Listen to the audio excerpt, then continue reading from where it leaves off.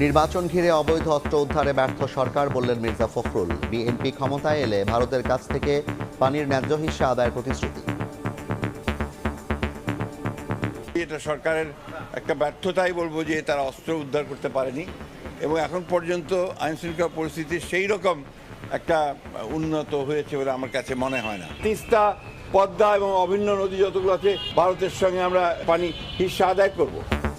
সুষ্ঠু নির্বাচন নিয়ে শঙ্কা জামায়াতের, প্রতিকার না পেলে প্রকাশের ঘোষণা আমিরের। প্রতিবেশী দেশের সঙ্গে সমতার ভিত্তিতে সম্পর্কের অঙ্গীকার। নির্বাচন কমিশনকে কর্তব্য সহযোগিতা দেওয়ার দায়িত্ব হচ্ছে সরকারের। আমরা এই দুই অথরিটিকে জানানোর পরে আমরা যদি সমাধান পেয়ে যাই, বাইরে কাউকে আমরা জানাবো না। যারা আমাদের প্রতিবেশী তাদের সাথে অবশ্যই প্রতিবেশী সুলভ সম্পর্ক আমাদের থাকবে।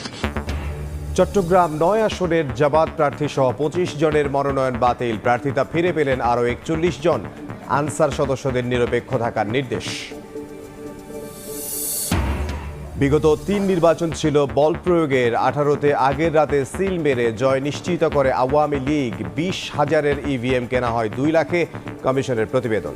নির্বাচন সামনে রেখে অবৈধ অস্ত্র উদ্ধারে সরকার ব্যর্থ বলে মন্তব্য করেছেন বিএনপি মহাসচিব মির্জা ফখরুল ইসলাম আলমগীর। সকালে ঠাকুরগাঁওয়ে নেতাকর্মীদের সঙ্গে মতবিনিময় শেষে সাংবাদিকদের সঙ্গে আলাপে এ মন্তব্য করেন তিনি।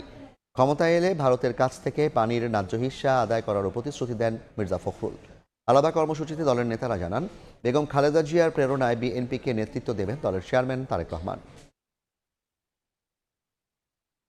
ত্রয়োদশ জাতীয় সংসদ নির্বাচনের তফসিল ঘোষণার পরও দেশে রাজনৈতিক হত্যা অব্যাহত আছে। বিশেষ করে রাজধানীতে ইনকিলাব মঞ্চের মুখপাত্র ওসমান হাদি আর স্বেচ্ছাসেবক দলের নেতা মুসাব্বিরকে হত্যার ঘটনায় উদ্বিগ্ন রাজনৈতিক দলগুলো। এছাড়া জুলাই অভ্যুত্থানের সময় থানা থেকে লুট হওয়া সব অস্ত্র এখনও উদ্ধার না হওয়ায় উদ্বিগ্ন রাজনীতিকরা।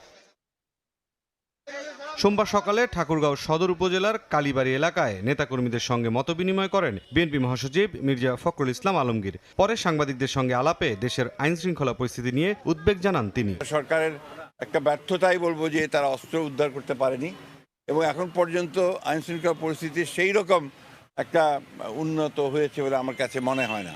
তবে আমি আশাবাদী, আমি মনে করি যে নির্বাচন চলাকালীন সবাই সেটা ইমপ্রুভ করবে আরও এবং একটা ভালো অবস্থায় আসবে। বিএনপি ক্ষমতায় গেলে ভারতের কাছ থেকে পানির ন্যায্য হিস্যা আদায় করা হবে বলেও জানান মির্জা ফখরুল। পদ্মা এবং অভিন্ন নদী যতগুলো আছে সেগুলো সবগুলোর ব্যাপারেই আমরা ভারতের সঙ্গে আমরা এনগেজ করব এবং তাদের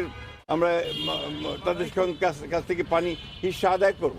এদিন জাতীয় প্রেস ক্লাবে দোয়া মাহফিল ও শোক সভায় বিএনপির স্থায়ী কমিটির সদস্য সেলিমা রহমান বলেন, বেগম জিয়ার প্রেরণায় বিএনপি চেয়ারম্যান তারেক রহমান দলকে নেতৃত্ব দিয়ে সামনের দিকে এগিয়ে নেবেন। বেগম জিয়া চিরদিন অম্লান হয়ে চলুক আমাদের মধ্যে, উজ্জ্বল শিখা হয়ে। আমরা যেন তার আদর্শ, তার চিন্তা চেতনা এবং তারই যে যোগ্য উত্তরাধিকার আমাদের চেয়ারম্যান জনাব তারেক রহমান, তিনি যে এখন দেশ গড়ার পরিকল্পনা করেছেন। তিনি বলেছেন একটি কথা, রাষ্ট্র সংস্কারের পাশাপাশি আমাকে মানুষের যে স্বাভাবিক জীবনযাত্রা সেটাকে কিন্তু আমাদেরকে আগে ঠিক করতে হবে। এছাড়া রাজধানীর শেরে বাংলা নগরে এক আলোচনায় যোগ দেন দলের স্থায়ী কমিটির 2 সদস্য। জানান, সরকার ও বিরোধী দল উভয়ের উপরই শ্রমিক অধিকার নিশ্চিতের দায়িত্ব বর্তাবে। যারাই দায়িত্ব পাবেন তারা রাষ্ট্রের এই অনিবার্য দায়িত্ব। সুষ্ঠু ভোট নিয়ে শঙ্কা জানিয়েছে জামাত। এ বিষয়ে ইসি ও সরকারকে জানিয়ে প্রতিকার না পেলে জনগণের কাছে প্রকাশ করা হবে বলে জানিয়েছেন দলটির আমির ডক্টর শফিকুর রহমান। আগের মতো ভোট হলে মানা হবে না বলেও হুঁশিয়ারি দিয়েছেন তিনি। জামাত সরকার গঠন করতে পারলে প্রতিবেশী দেশের সঙ্গে সমতার ভিত্তিতে বন্ধুত্বের অঙ্গীকার করেন আমির। নির্বাচন সামনে রেখে বাংলাদেশ জামায়াত ইসলামীর আমিরের সঙ্গে বৈঠক করেন ইউরোপীয় ইউনিয়নের নির্বাচন পর্যবেক্ষণ মিশনের প্রধান পর্যবেক্ষক ইভারোস আইজাপস। রাজধানীর বসুন্ধরায় জামায়াত আমিরের ব্যক্তিগত কার্যালয়ে এ বৈঠকে উঠে আসে জাতীয় নির্বাচন ও সমসাময়িক নানা ইস্যু। বৈঠক শেষে জামায়াত আমির বলেন, 2-1 দিনের মধ্যে 11 দলীয় জোটের আসন সমঝোতার বিষয়টি দৃশ্যমান হবে। প্রশাসন ও গণমাধ্যমের সাম্প্রতিক অবস্থানের সমালোচনাও করেন তিনি। তারা জানতে চেয়েছেন আমাদের এই সমঝোতা সম্পন্ন হয়েছে কিনা, না হলে কখন হবে। আমরা তাদেরকে বলেছি ইনশাল্লাহ আগামীকালকের মধ্যে এটা একটা ফাইনাল শেপ পাবে। মূলধারার গণমাধ্যম তাদেরকে দেখা যাচ্ছে তাদের রোল কোনো একটা নির্দিষ্ট দলের পক্ষে ঝুঁকে যাচ্ছে। ওই ঝুঁকাতে এখন বাংলাদেশে বড় কিছু হয় না, এটা ঠিক। কিন্তু আমরা তাদের কাছে এটা এক্সপেক্ট করি না, এটাও ঠিক। গণমাধ্যমের পজিশন, গণমাধ্যম এটা দলীয় মাধ্যম না, এটা মাথায় রেখে গণমাধ্যম ফাংশন করুক, সেটাই আমরা প্রত্যাশা করি। এটাকে যে কোনো মূল্যে এনশিওর করতে হবে যে ফেয়ার ইলেকশন।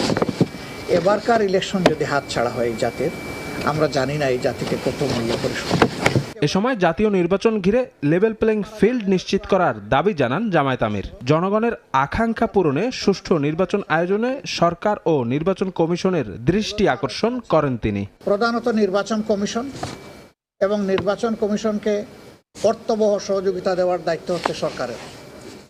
আমরা এই দুই অথরিটিকে জানানোর পরে আমরা যদি সমাধান পেয়ে যাই, বাইরে কাউকে আমরা জানাবো না। কিন্তু যদি আমরা সমাধান না পাই, তাহলে আমরা এটাকে অবশ্যই জনগণের জানার অধিকার আছে, আমরা জানাবো। এর আগে সকালে জামায়াত আমিরের সঙ্গে বৈঠক করেন চীনের রাষ্ট্রদূত ইয়াও ওয়েন। বৈঠকে চীনা রাষ্ট্রদূত ও জামায়াতের আমির দুই দেশের স্বার্থ সংশ্লিষ্ট বিভিন্ন বিষয়ে আলোচনা করেন। দ্বৈত নাগরিকত্বের কারণে চট্টগ্রাম ৯ আসনের জামায়াত প্রার্থী AK-M ফজলুল হক সহ আরও 25 জনের মনোনয়ন বাতিল করেছে ইসি। তৃতীয় দিনে আপিলে প্রার্থিতা ফিরে পেয়েছেন 41 জন। এদিকে নির্বাচনের দিন পক্ষপাতমূলক কর্মকাণ্ড থেকে আনসার ভিডিপি সদস্যদের বিরত থাকার নির্দেশ দিয়েছেন স্বরাষ্ট্র উপদেষ্টা।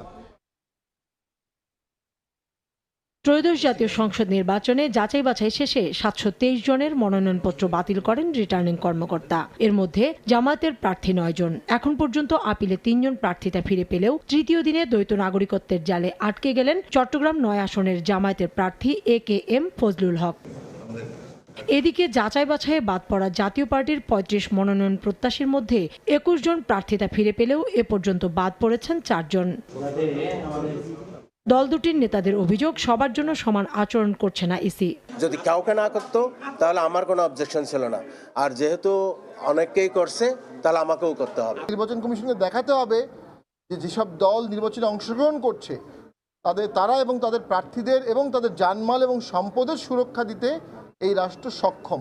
বেশিরভাগ প্রার্থীর আপিল মঞ্জুর হলেও দ্বৈত নাগরিকত্ব, ঋণ খেলাপি এবং স্বতন্ত্র প্রার্থী 1% ভোটারের স্বাক্ষরের তথ্য প্রমাণ করতে না পারায় বাদ পড়ছেন অনেকে। বৈধ হয়েছি, আমার মনোনয়ন বৈধ হয়েছে, আমার প্রার্থিতা সঠিক ঠিক গেছে। নির্বাচন কমিশন আমাকে মঞ্জুর করেছে।